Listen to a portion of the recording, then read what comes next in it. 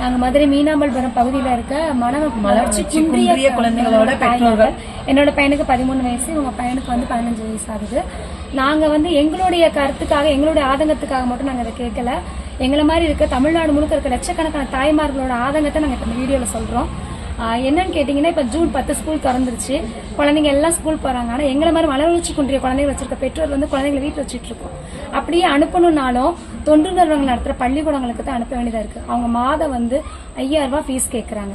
அப்படி இந்த கொரோனா டயத்தில் கூட எங்களை அவங்க விட்டு வைக்கல. கொரோனா டயத்துலையும் பிள்ளைகளை வைக்க முடியாமல் இருக்கீங்களா, எங்கள் ஸ்கூலுக்கு அனுப்புங்க அப்படின்னாங்க. அனுப்ப போக்குவரத்து வசதி வீட்டில் இருந்து தெரப்பி தரோம்னு சொல்லி தொண்டு நிறுவனத்தில் நடத்துகிற இதுல இருந்து பார்த்தோம். ஆனால் தெரப்பிக்கு வந்து மாதம் 3000 ரூபாய், இந்த மாதிரி 5000 ரூபாய் யாராரு என்னால் முடியுமோ அவங்க கொடுக்க தான் செஞ்சோம். அப்படி இருந்து எங்களால் முடியல. அதை வந்து அரசாங்கம் வந்து இது பை ஸ்டெப் எடுக்கணும். ஏன்னா இப்ப நார்மல் கவர்மெண்ட் ஸ்கூல்ல பாத்தீங்கன்னா எல்லாமே கிடைக்குது பிள்ளைகளுக்கு ஃப்ரீயா. எங்க பிள்ளைகளுக்கு நாங்க எல்லாமே ஃப்ரீயா கொடுங்க. எங்க பிள்ளைகளுக்கு கொடுக்குற தெரப்பி, ஒரு பயிற்சி, இந்த மாதிரி ஏதாவது எங்களுக்கு கவர்மெண்ட் மூலமா கிடைச்சு நீங்க குழந்தைங்க இன்னும் மேம்படும்ல. மாற்றுத்திறனாளிகள்ல இருந்து மனவளர்ச்சி கொண்டீங்க யாரா இருந்தாலும் அந்த ஒரு பயிற்சி கிடைக்கும் போது அவங்களும் முன்னேறி வர்றதுக்கான ஒரு உந்துதல் அவங்களுக்குள்ள கிடைக்கும்.